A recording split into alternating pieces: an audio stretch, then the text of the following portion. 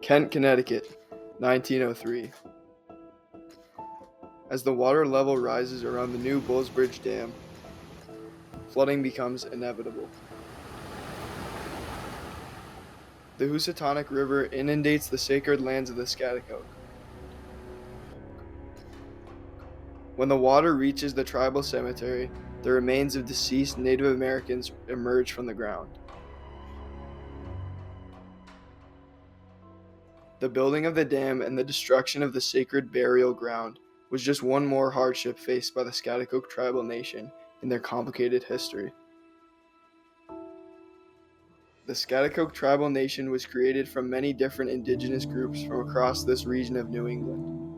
Their people are the descendants of those forced to flee ancestral lands in southeastern Connecticut and who ended up around the town of Kent.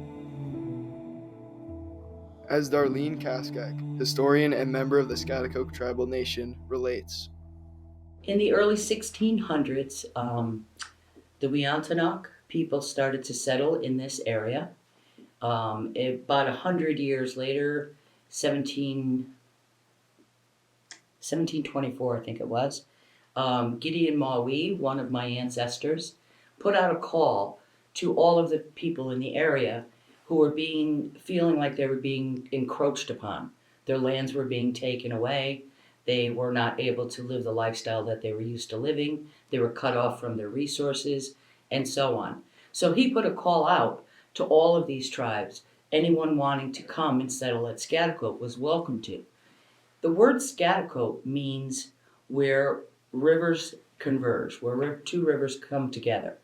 But I think it also is a meaning for people coming together as well.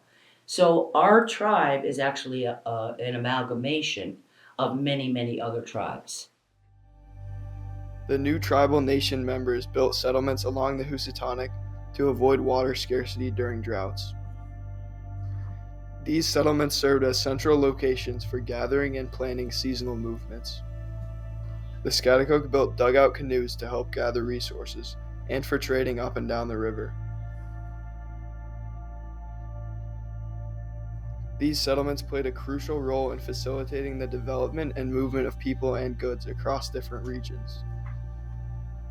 The Housatonic River also provided grasses to make baskets for trade, as well as many food resources such as trapping eels.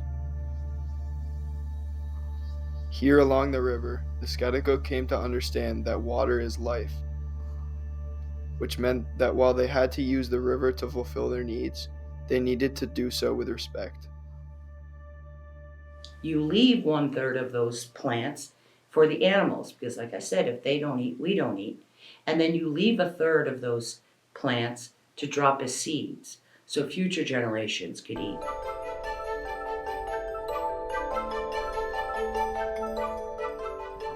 The invention of the light bulb in 1880 created a need for new sources of electricity.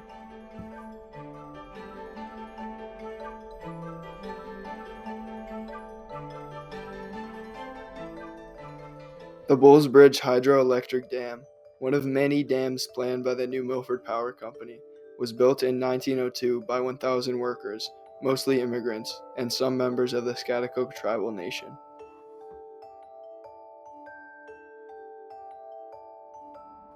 The completed dam resulted in changes that forever impacted life for the Schaghticoke. When they built that dam, the water was redirected and the level of the water changed as well. And it flooded the flatlands on our reservation. Now those flatlands are important. That's where we would build our homes. Whether knowingly or unknowingly, the engineers did not account for the impact the dam would have on the Schaghticoke lands, a violation of the Native American belief that the environment deserves the utmost respect. The construction of the dam resulted in many significant changes for the Schaghticoke people.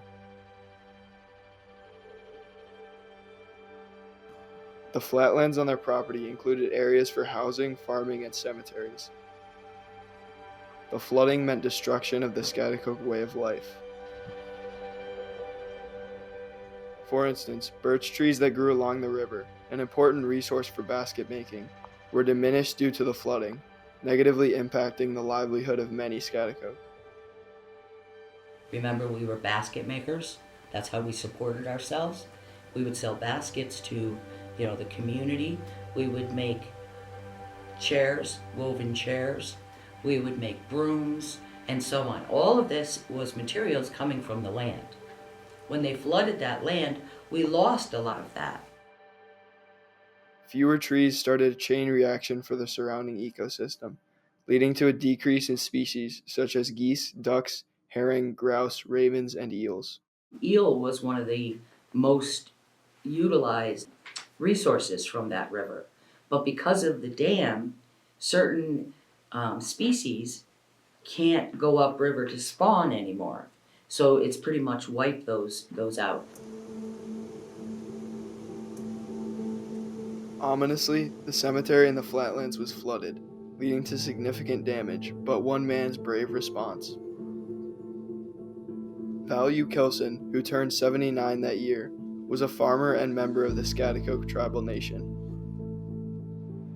When he saw what was happening with our ancestors, he went out onto the river, paddled and grabbed as many of those caskets and bones and such as he could. And then, put them in his canoe, went over to where the higher ground was, and reburied them there. In the aftermath of this event, Kilson was photographed, reportedly returning his father's remains in a coffin to be buried elsewhere.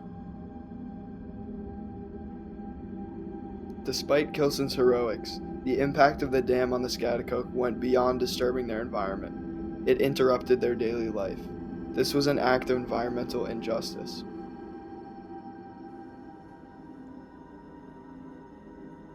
And it just shows the lack of care, because I'm sure if it was, a non-native cemetery, the utmost respect would have been, it would have been a top priority.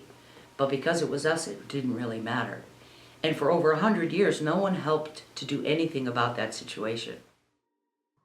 A 2019 environmental conservation plan identifies the Schaghticoke Reservation as one of the largest core forest blocks in the region, and that it should be a priority focal area. Additionally, the presence of the Appalachian Trail on Schaghticoke lands has been a mixed blessing for the tribal nation. So that's been very invasive on us as well, that Appalachian Trail being built through our reservation. It's also been a tool for us to try to make some political changes. So we threatened to shut down that Appalachian Trail for a while in order to get the state to look at our recognition process again. So we've used it in that way as well. But it's, it's an invasion, I mean, we only have 400 acres, please. Can we have 400 acres? Problems surrounding human rights and the health of the environment are deeply intertwined. Humanity cannot thrive without a healthy environment. The inverse is true as well. It is more important than ever to acknowledge these issues before they worsen. Darlene Kaskak believes there is hope for future generations. Instead of focusing on our own lives on this planet, she says it's better to think ahead. So we always lived in balance and in harmony. We call it the 7-generation principle. Unlike European people, we didn't just worry about our 85 years on the planet. Currently, the state of Connecticut is working to bring back native species to this stretch of the Housatonic River. After the injustices caused by the Bulls Bridge Dam, the government is finally trying to atone for its actions. There's so much hope. You are the 8th generation. You have power that you don't realize. You are our future. You're our future decision makers. You're going to be voting in the future. You're going to be picking careers in the future. So you have a lot more power than you realize. This issue isn't limited to the Schaghticoke tribe in Connecticut. Their struggles represent those that have occurred repeatedly in American history. As we awaken to news of environmental peril every day, and Native American tribes continue to fight for legal and social rights, It is imperative that they are listened to. For Darlene Kaskak, the answer lies in communication. I'm of the belief that nobody wanted to listen to screaming Indians back then, right? People are listening if you stop yelling and screaming and if you educate them.